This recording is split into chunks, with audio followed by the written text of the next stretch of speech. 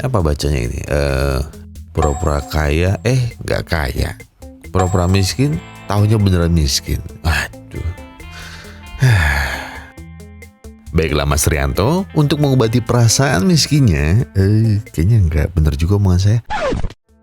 Khusus untuk Anda, saya akan menceritakan tentang sebuah kisah pria miskin yang secara tidak sengaja mendapat kesempatan menjadi kaya raya.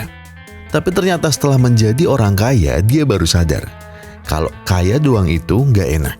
Ada hal yang harus dia punya terlebih dahulu sebelum dirinya bisa benar-benar menjadi sultan kaya raya yang sesungguhnya.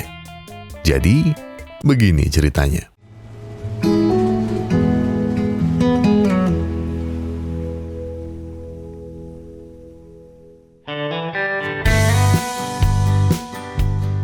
Menjadi orang miskin bukan hanya soal kekurangan materi, tapi juga soal perjuangan tanpa henti melawan keterbatasan.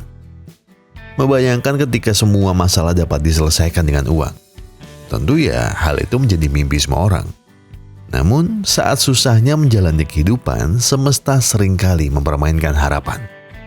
Saat sebuah mimpi hampir dekat dengan kenyataan, semesta dapat membuatnya hancur dalam sekejap. Dan hal yang paling berat setelah itu adalah melawan keputusasaan. Dan keadaan itu sama persis seperti bapak ini, Pak Wang. Dirinya sedang melawan keputusasaan. Perusahaan Pak Wang sedang diambang kebangkrutan. Dan seperti pebisnis picik pada umumnya, Pak Wang melakukan manuver kurang cantik, yaitu menikahkan anaknya dengan pewaris kerajaan bisnis Cina. Ya, semua itu dia lakukan hanya demi uang semata. Dan ini sudah kedua kalinya. Benar, kalian nggak salah dengar. Ini kedua kalinya Pak Wang menikahkan anaknya untuk kepentingan perusahaan. Atau mungkin rekeningnya sendiri.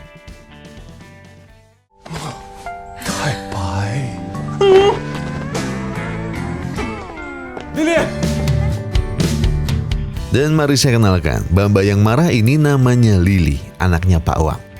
Dan pria setengah telanjang ini, Jerry, menantunya. Salah satu pewaris kerajaan real estate Cina paling kaya dalam kurun waktu 10 tahun terakhir. Dengan uang tanpa batas, tentu saja Jerry bisa menjadi menantu yang sangat menjanjikan. Kapan lagi coba punya penantu kaya hasil kerja keras bapaknya? Belum lagi sekarang Jerry menjadi jajaran direktur di perusahaan Pak Wang. Jelas aja ini win-win solution. Tapi itu dulu. Karena saat ini bapaknya Jerry, Pak Liang, sedang stres. Karena investasinya ke perusahaan Pak Wang malah membuatnya boncos. Bukan karena Pak Wang, tapi karena dua-duanya. Pak Liang membeli semua saham perusahaan Pak Wang dengan niatan bisa menjadi pundi-pundi uang mudah karena dia tahu seluk-beluk perusahaan. Tapi kan kalau perusahaan bodong dan gak ngasilin produk apa-apa ya mau dapat duit dari mana? Dan itulah nasib Pak Liang sekarang. Maka dari itu, dirinya memutuskan untuk berenang dengan hiu agar asuransinya cair dan berharap anaknya Jerry yang kurang pintar bisa ngelakuin sesuatu sama uangnya.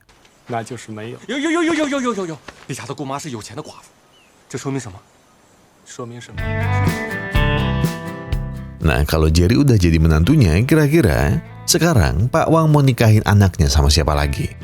Oke, sebelum itu, saya kenalin dulu anaknya yang kedua. Namanya adalah Lulu. Dan ini Richard. Kayaknya kurang pas deh kalau Richard. Oke, kita kasih nama ini aja, Koribor. Koribor ini orang kaya, atau lebih tepatnya anak orang kaya. Tapi agak bego orangnya, karena dia sendiri udah ngejar Lulu selama 5 tahun, tapi Lulu gak pernah suka sama Cory sama sekali. Tapi Cory-nya suka banget sama Lulu. Dan Cory gak pernah sadar itu karena dia kurang cerdas orangnya. Tapi Pak Wang melihat sisi lain dari Koribor ini, yaitu hartanya. Selama ini Cory selalu dibiayai oleh tantenya yang kaya raya, bahkan kaya banget. Karena tantenya adalah sultan paling kaya di Cina, pemilik kerajaan bisnis paling besar juga di Cina, dan juga janda paling cantik di Cina.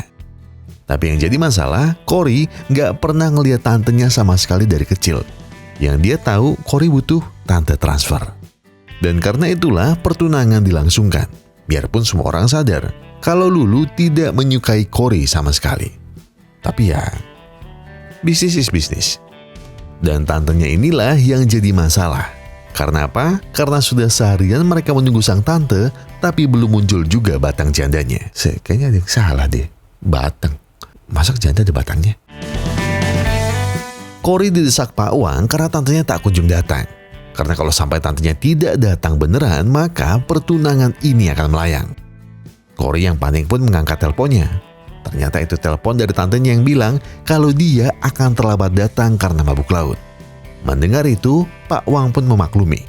Tapi dirinya tetap mengancam dan memaksa Cory untuk bisa mendatangkan tantenya.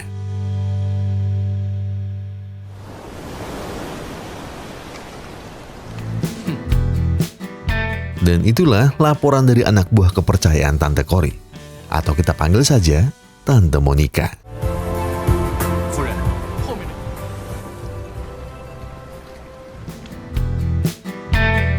Anak buah Monica pun menjelaskan segala situasinya.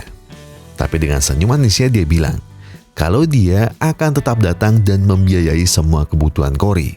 Asal Cory dan Lulu memang berniat menikah karena cinta. Tentu saja anak buah Monica melarangnya, karena motif mereka semua sudah sangat jelas, yaitu uang. Pusing dengan celotehan anak buahnya itu, akhirnya Monica menurut dan tidak akan datang. Tapi ya, masa iya tante nggak boleh datang ke nikahan keponakannya sih?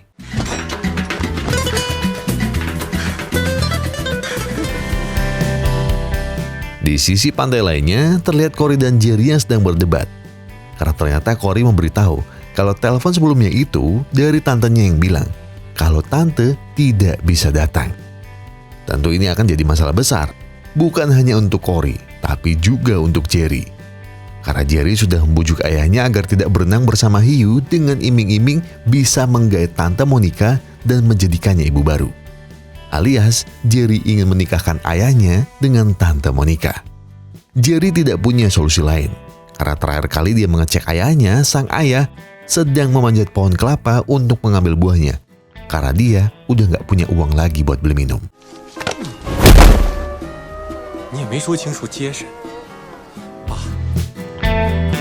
Cory sendiri gak masalah dengan rencana Jerry, toh juga mereka akan jadi keluarga. Karena ada yang di pikiran Cory sendiri adalah cuma Lulu, dan Lulu. Dan maka dari itulah Cory akan melaksanakan rencana cadangan, yaitu kawin lari.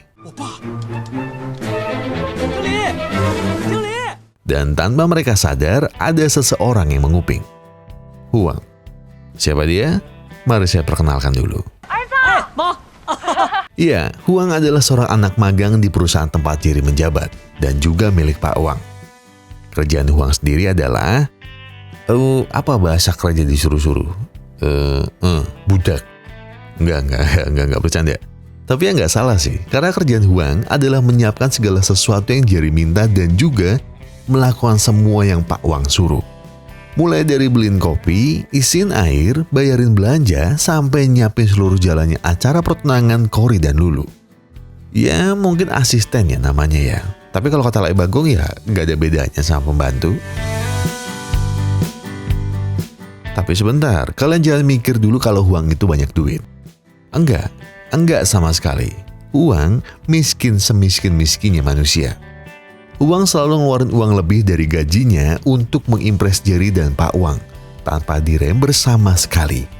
Dengan harapan itu bisa menarik perhatian mereka berdua agar dirinya bisa naik jabatan jadi pegawai tetap dan juga gajinya naik. Bahkan di tengah susah hidupnya, Huang masih mengirim uang ke ibunya di kampung sambil selalu berbohong kalau karirnya bagus dan gajinya fantastis. Tapi aslinya, Huang sampai rela tidur di kapal rusak dekat resort demi menghemat pengeluaran. Karena Huang sudah mengeluarkan hampir seluruh uangnya, bahkan tabungannya, untuk membayar belanjaan Jerry, tanpa tahu kalau perusahaannya diambang kebangkrutan. Tapi saat mendengar resortnya nggak bakal dipakai, Huang merasa ini saatnya dia menikmati fasilitas yang sudah kantor siapkan.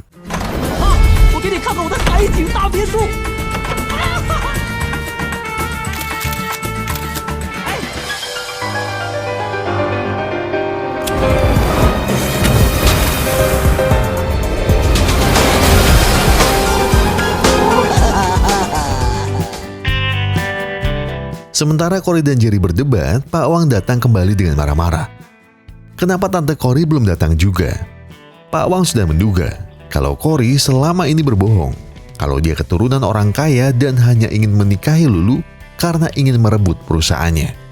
Tapi tiba-tiba mereka semua kaget saat pelayan mengabari kalau Nyonya Monica sudah ada di kamar.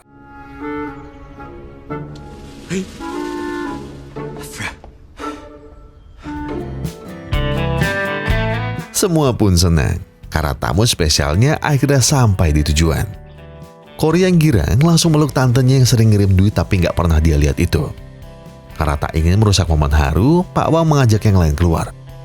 Tapi Cory tiba-tiba kaget saat melihat siapa makhluk di balik maskernya itu. Ayo!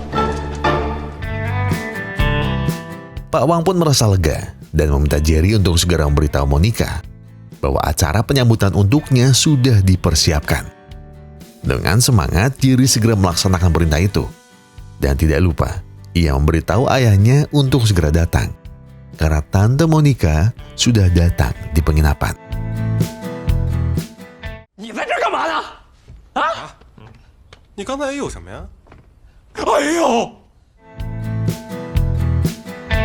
Huang pun menjelaskan kenapa dia ada di sana.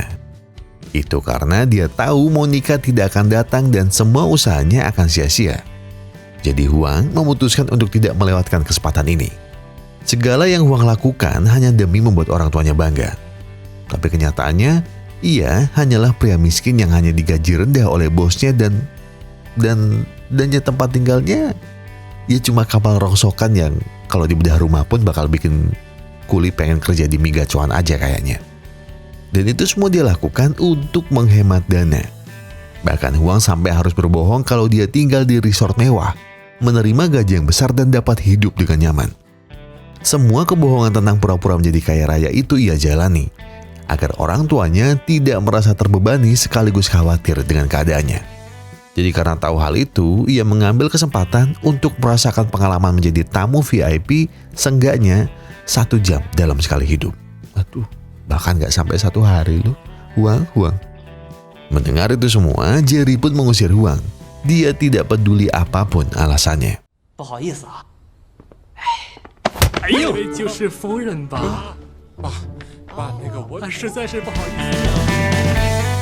Melihat ayahnya datang, Jerry pun panik tak karuan. Lalu ia langsung membawa ayahnya keluar dan menjelaskan bahwa itu bukan Tante Monica. Namun belum selesai menjelaskan, sepertinya sang ayah mengerti maksud dari Jerry. Atau lebih tepatnya miskomunikasi kali ya, karena dia mengatakan, memang dia bukan tantemu, tapi dia adalah calon ibumu.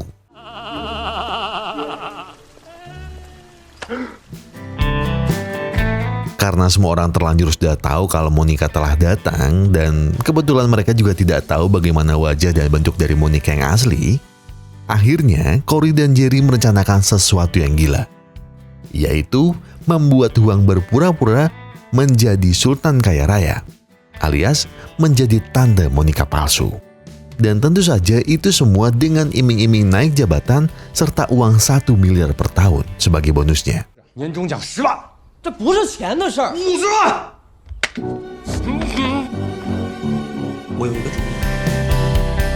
Akhirnya Huang mulai menyusun rencana untuk menjadi Monica seutuhnya. Yang mereka tahu adalah Tante Monica adalah sosok yang berkelas, memiliki kulit mulus, rambut indah, dan pakaian mahal. Dan tentu saja ia akan menjadi pusat perhatian semua orang. Namun semua hal itu butuh modal. Sementara uang Jerry dan Cory,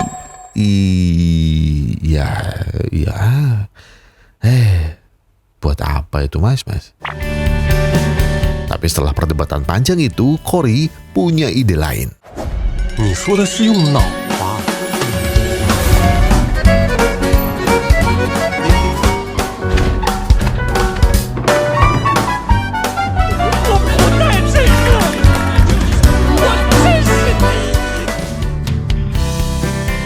Saat Huang mencari baju di tempat laundry, secara tak sengaja ia bertemu dengan Monica yang sebenarnya. Dan sepertinya ia bertemu di momen yang tidak pas. Monica yang kaget ada laki-laki dengan spontan langsung mencolok mata Huang. Namun keputusan Monica itu membuat Huang berteriak keras hingga mengundang satpam masuk ke sana. Karena panik, Monica pun menyeret Huang untuk bersembunyi.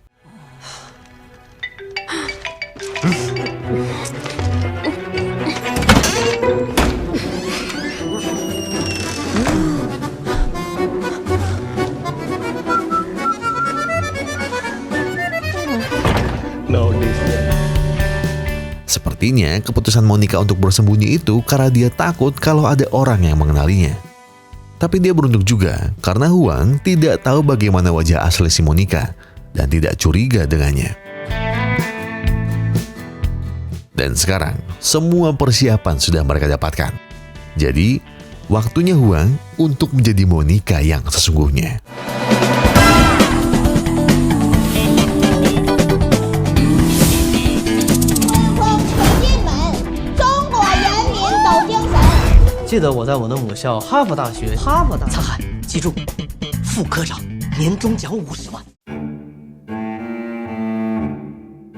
Dan sekarang, pesta pertunangan sekaligus penyambutan pun tiba. Semua orang pun bersorak merayakan kedatangan Monica. Tapi sepertinya Huang sama sekali nggak mirip seperti Monica. Lebih mirip janda pirang sebenarnya kalau ini mah.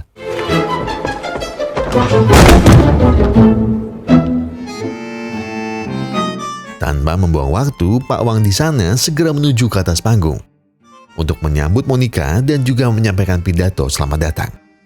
Namun saat ia berpidato, ternyata isi pidatonya sama persis yang akan dibawakan oleh Huang, yang mana itu ditulis oleh Jerry, yaitu membahas tentang value dari uang $20. Di tengah kebingungan mereka bertiga, tanpa sadar Pak Wang pun telah menyelesaikan pidatonya.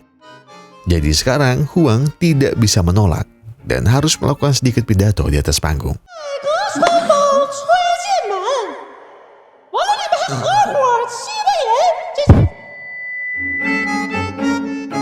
Dan ya, tepuk tangan. Selama kamu kaya, semua orang akan memberi kamu apresiasi. Mau setidak jelas apapun tingkahmu, sebercanda apapun pidatomu, ataupun ya bentukmu. Asalkan ada uang, semua senang.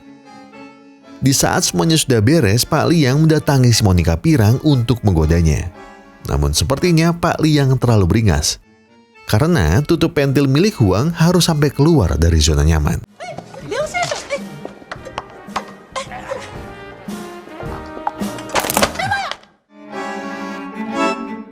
Di sisi lain, Monica sudah menyamar sebagai pelayan untuk membaur. Terlihat Monica sedang sibuk mencari keponakannya. Saat sudah bertemu, Cory malah tak mengenalinya. Monica pun tak mempermasalahkan hal itu. Di sana, ia menguping pembicaraan Pak Wang dengan keponakannya yang dia sayangi itu. Intinya, Cory resmi direstui sebagai calon mertuanya. Dan Pak Wang pun berkata pada Cory, "Mulai sekarang jangan panggil aku dengan Pak, tapi panggil aku dengan Pak." Karena lampu hijau sudah ia dapatkan, Cory pun menyusun rencana lamaran romantis ala fuckboy naik kelas, yaitu menaruh cincin lamaran di sebuah kue favorit Lulu.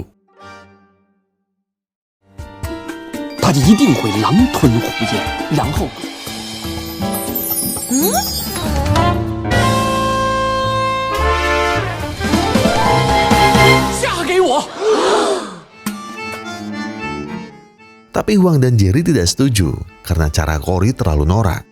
Namun di tengah perdebatan itu justru masalah baru muncul.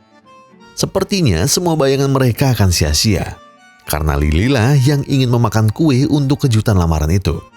Cory pun segera menghentikannya, tapi Lily tetap bersikeras ingin memakannya. Jerry pun ikut membantu Cory mengambil kue itu. Setelah didapat, kue itu langsung diberikan kepada Lulu. Namun Lulu malah menolak dan memberikannya kepada Lily. Kejadian itu terus berulang sampai akhirnya si janda pirang pun datang untuk membantu.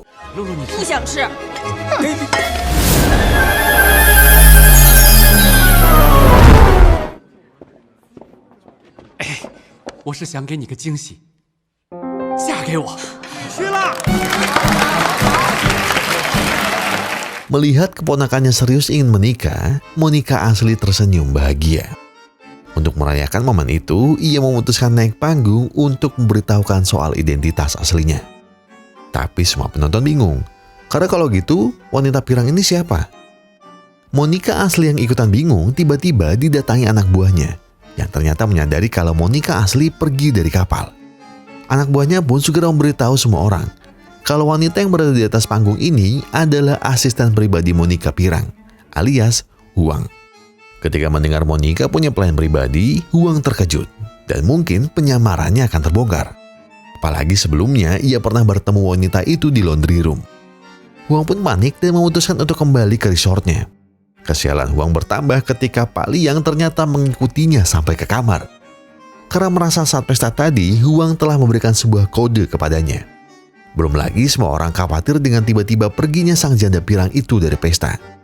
Jadi mereka semua juga datang ke sana. Tapi sepertinya khawatir kurang cocok sih. Mungkin lebih tepatnya cari muka. Huang pun tak peduli dengan hal itu dan memilih untuk kabur dari sana. Liang Youde, ni在这儿干什么？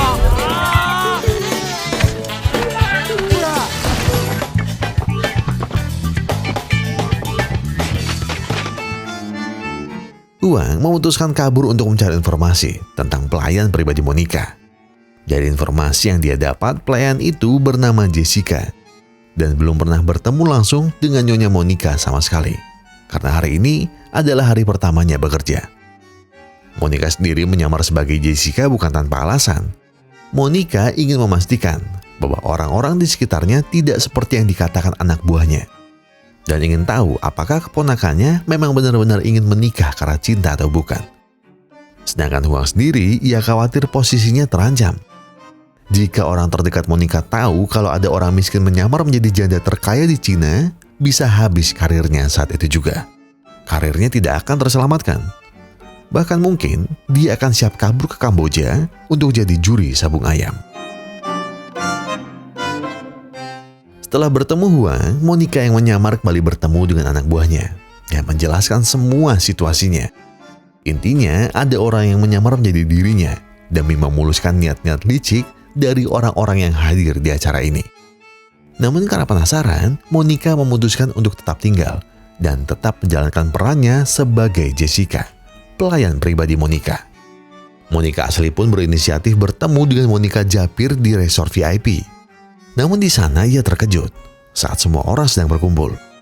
Ditambah ia semakin terkejut juga waktu Monica Japir itu tahu nama samarannya adalah Jessica.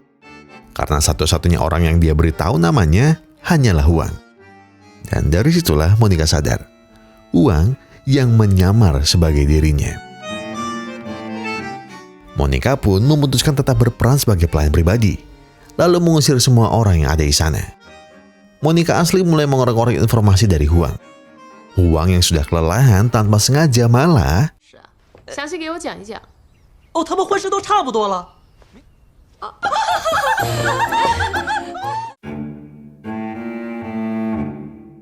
Huang kaget, Monica pun kaget. Tapi keduanya tetap mencoba menjaga penyamarannya. Dan karena sudah dirasa cukup, Huang pun beralasan kalau kerongkongannya lagi kena gondok. Jadi dia mau istirahat. Monica pun mengerti. Lalu ia pergi dari sana. Sementara itu, Jerry baru saja meminta orang kantornya untuk menaikkan jabatan Huang menjadi direktur dan menaikkan gajinya sekarang juga.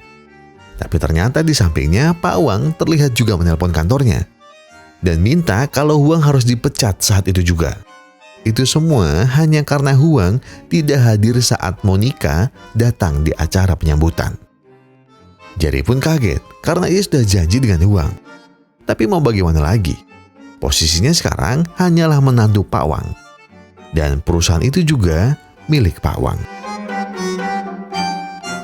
Dan tentu saja kabar buruk itu segera sampai ke telinga Huang. Huang tidak terima dan langsung menagih janji kepada Jerry. Tapi Jerry tak bisa berbuat apa-apa. Huang pun kesal dan ingin menyudahi sandiwara ini, serta akan memberitahu orang-orang apa yang sebenarnya terjadi. Dengan memelas, Jerry mengatakan yang sebenarnya. Perusahaannya kini diambang bangkrut. Sedangkan ayahnya, ia mengalami depresi dan akan mengakhiri hidupnya jika tahu Monica sebenarnya tidak ada di pulau itu. Dan setelah mendengar semua itu, Huang pun merasa iba. Dia juga punya orang tua dan ingin melindunginya. Dan karena itulah dia akan terus melanjutkan perannya sebagai Japir, alias janda pirang. Tapi mulai hari ini, ia menjadi Japir bukan untuk siapa-siapa, tapi untuk dirinya sendiri. Ternyata Huang berencana menipu Pak Wang dengan berpura-pura menelpon Huang dan mengaku sebagai ibu baptisnya dulu saat dia baru lahir. Jelas Pak Wang yang tak mau merusak hubungan dengan Monica segera menelpon Huang dan mengangkatnya sebagai direktur utama dan menaikkan gajinya 10 kali lipat. Tapi hal ini malah jadi blunder bagi Huang. Karena rencana yang dia buat sendiri ini mengharuskan dirinya berada di dua tempat yang sama.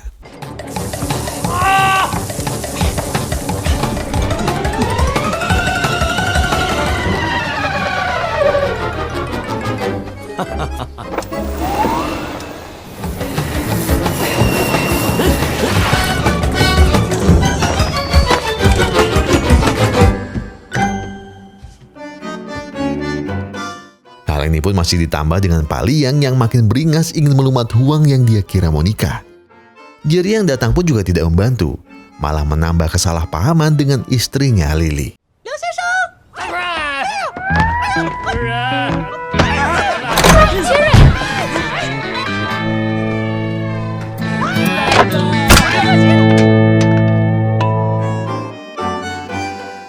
Tapi belum selesai sampai di situ.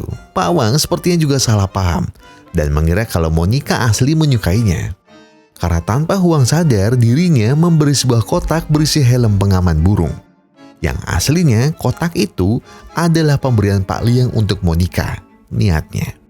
Dan pada akhirnya Huang menerima akibat dari keserakahannya. Monica 夫人。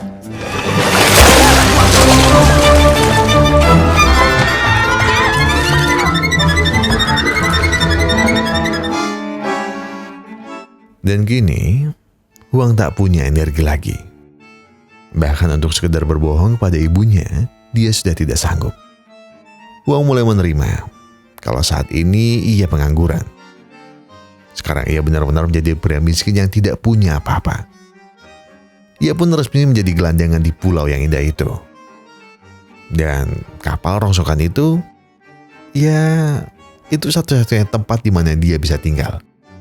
Namun tanpa Huang sadari, dirinya ketahuan oleh Monica asli. Tak mau ada saksi yang melihat sandiwaranya, Huang pun... Wailah, pokok. Ya, dan sekarang Huang tahu kalau orang di sampingnya adalah Monica yang asli. Huang pun mulai menceritakan semuanya kepada Monica. Dari bagaimana ia berpura-pura menjadi dirinya, lalu ada orang yang memilih mati untuk mendapatkan uang asuransinya, hingga ada orang yang rela mengorbankan kebahagiaan putrinya hanya untuk uang semata. Mereka semua sudah gila. Mereka semua rakus. Monica pun juga menambahkan, di mata mereka, Monica sendiri bukanlah manusia. Bagi mereka, Monica adalah setumpuk uang yang banyak.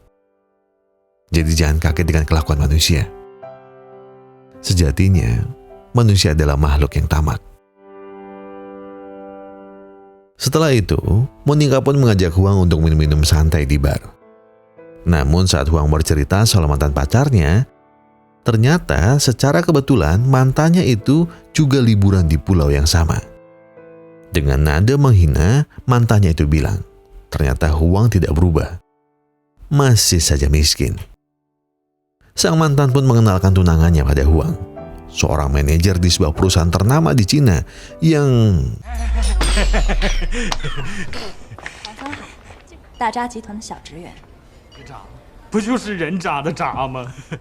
Tapi, Monica yang melihat harga diri Huang diinjak-injak oleh mantan dan tunangan mantannya itu pun langsung berpura-pura menjadi pacar baru Huang. Dan segera mengajak pergi Huang dari makhluk mistis tersebut. Setelahnya, mereka berdua mampir ke rumah rongsok milik Huang. Mereka melanjutkan minum dan juga cerita yang sempat terhenti di bar. Huang bercerita soal perjalanan cintanya. Soal bagaimana dia tidak pernah bisa menjadi dirinya sendiri ketika ia sudah menyukai orang lain. apapun akan ia lakukan. Dan semua itu hanya demi mendapatkan hati dari orang yang ia sukai. Dan hal itu berbanding terbalik dengan Monica. Semenjak sang suami telah tiada, dia merasa kalau dia harus selalu menjadi orang lain. Diatur sana-sini dan tidak punya waktu untuk menjadi diri sendiri. Monica pun menyarankan Huang untuk sekali-kali mencoba menyelam di laut.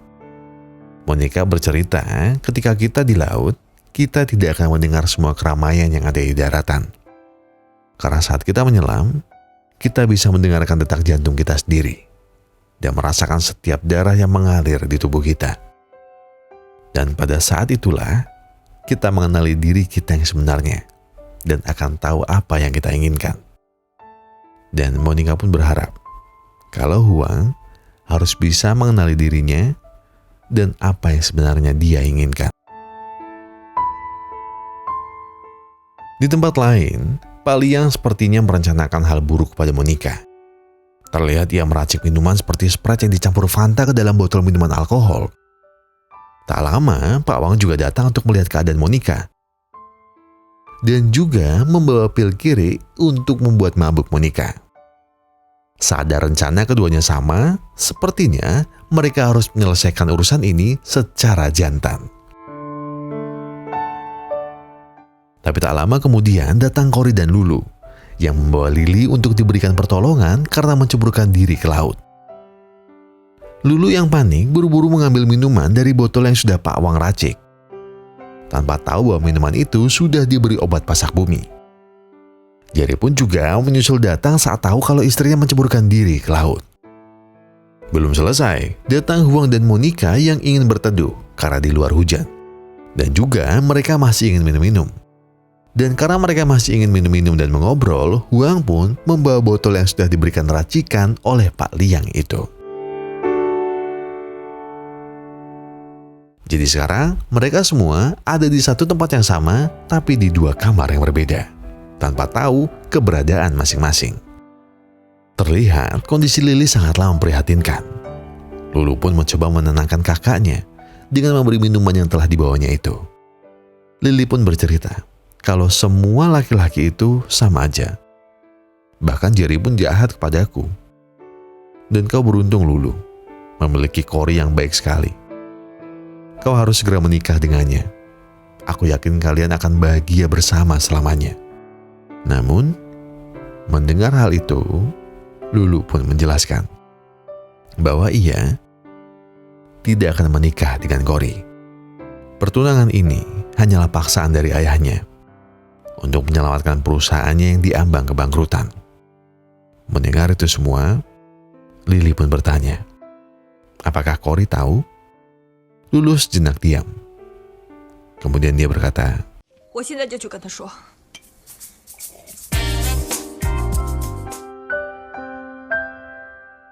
dan iya, sekarang secara resmi mereka berempat sudah meminum minuman yang telah diisi racikan milik Pak Wang dan juga Pak Liang. Lulu pun beranikan diri mendatangi Cory untuk mengatakan hal yang sebenarnya. Dan apa respon Cory? Dia nggak peduli. Yang dia tahu saat ini hanyalah dia mencintai Lulu sepenuh hati. Lulu pun bilang, jika kau memang mencintai diriku, apakah kau mau mencarikan bunga untukku di seberang pulau sana? Cory pun menjawab, aku sudah melakukannya. Namun perlu kau tahu, aku kehabisan bensin dan aku harus berenang ke pulau itu. Dan sesampainya di sana, tidak ada bunga sama sekali. Tapi aku sudah berjanji kepadamu bahwa aku akan pulang bawakanmu sebuah bunga. Jadi, aku membuatkan bunga dari daun yang ada di pulau itu. Kenapa aku melakukan ini? Karena aku mencintaimu. Terimalah ini Lulu.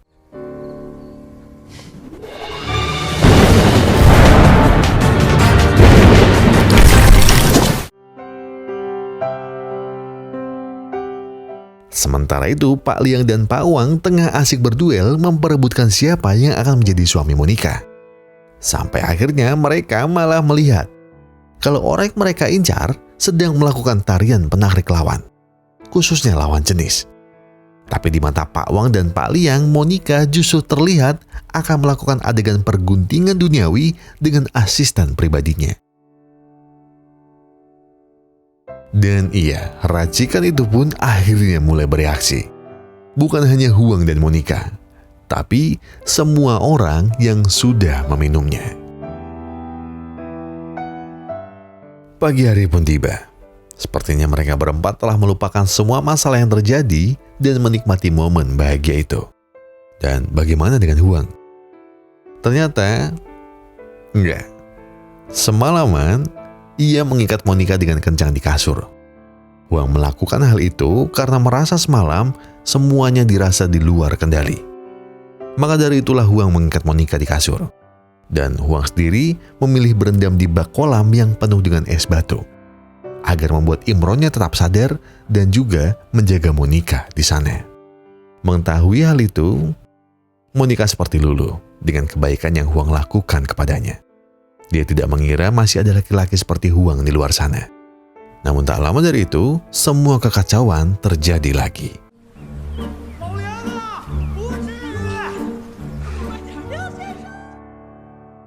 Pak Liang ternyata benar-benar sudah putus asa. Dia merasa tak ada lagi harapan dengan apa yang sudah terjadi. Dalam kepanikan, mereka di sana meminta Huang yang masih menjadi japir untuk membujuk Pak Liang agar turun, dengan berbohong kalau Nyonya Monica akan menikahinya. Dengan terpaksa Huang menyetujuinya. Namun situasi diperburuk ketika Pak Wang malah mengikuti apa yang Pak Liang lakukan. Karena tidak mau terjadi hal yang mengerikan dan juga tidak mau pusing dengan semua drama ini, Huang pun bersedia akan menikahi keduanya.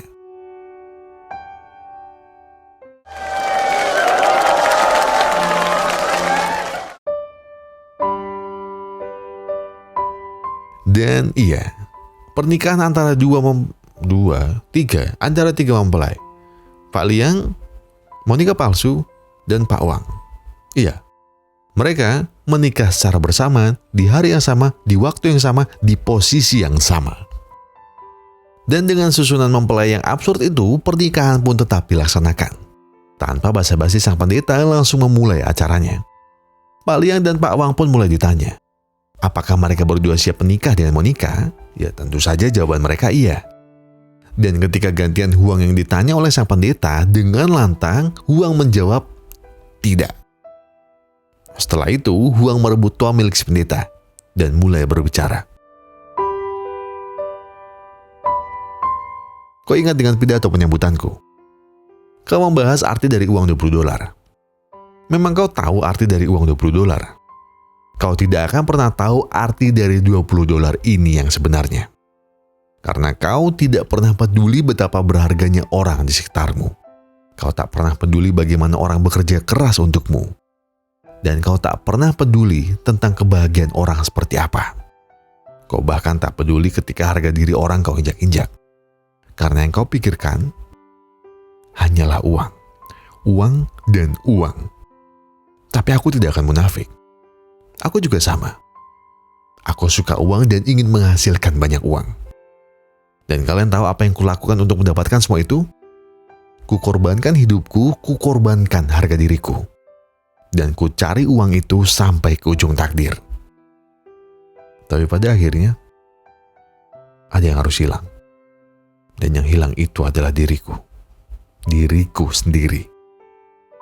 Jadi untuk kalian berdua di atas sana, manusia-manusia picik penuh perhitungan, jangan harap kalian bisa menikahi Monica.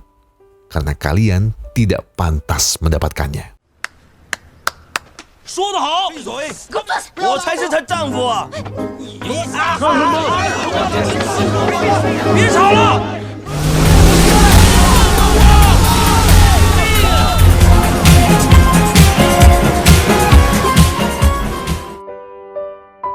Dan iya, sekarang semua orang mengejar Nyonya Monica alias Huang.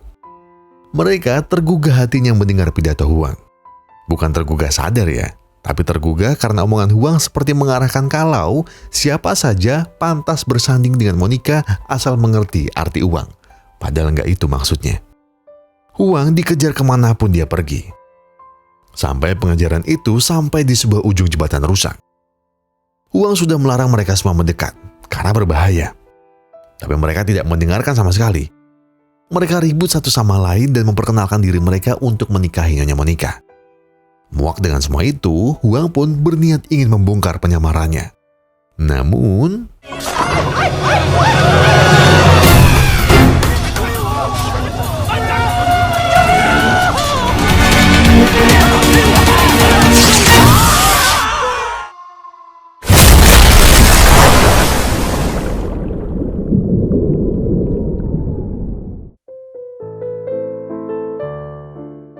setelah kejadian itu, semua orang yang hadir di pertunangan Cory dan Lulu akhirnya kembali ke kehidupan masing-masing.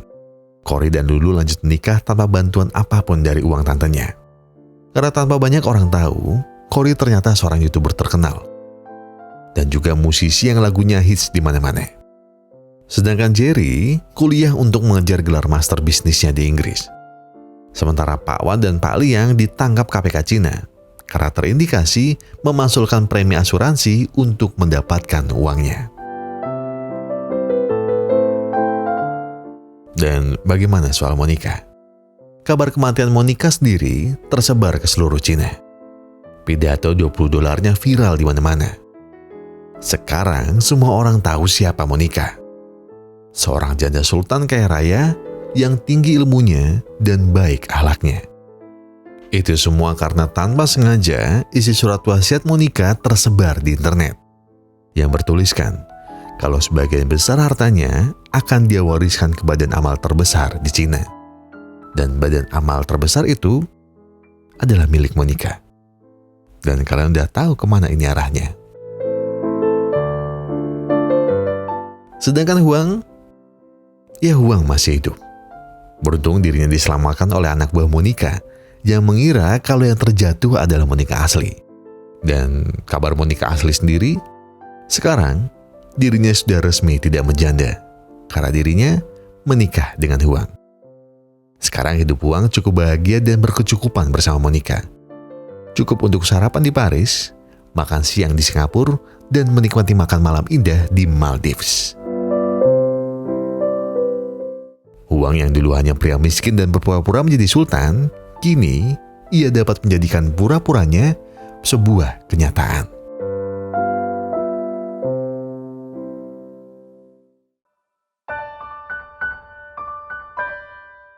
Sepanjang hidup, kita sering diajarkan bahwa uang adalah segalanya.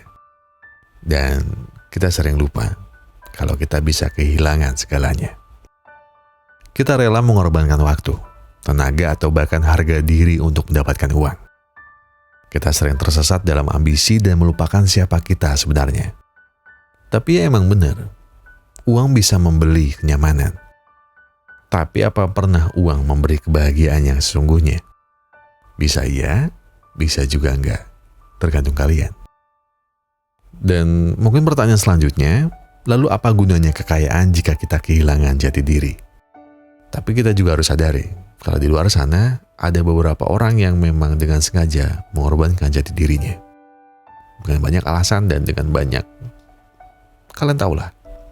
Tapi pada akhirnya, harga diri yang kita korbankan tak sebanding dengan harta yang kita kejar. Dan ada sebuah pepatah yang cukup mengena di saya dan sering saya jadikan pegangan kali ya ketika dalam kondisi-kondisi